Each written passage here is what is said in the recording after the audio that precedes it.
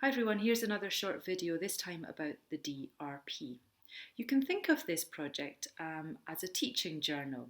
It's essentially you trying to experiment with something new or develop an aspect of your teaching and do something in over 8 to 10 lessons and then reflect on what you've done.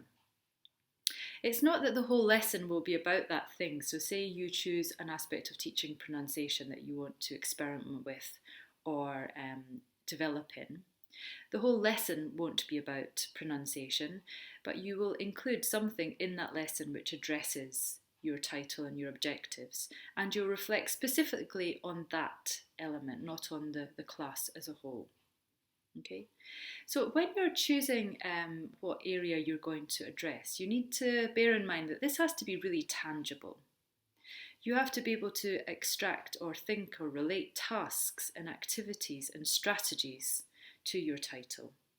Okay, so it has to be, think of the word tangible, that's really important. Once you've thought of the global area that you'd like to address, then you have to come up with 2 clear and specific objectives. So I recommend that you read the projects which we are using as samples and focus on those objectives and see how, in what way are they tangible and specific.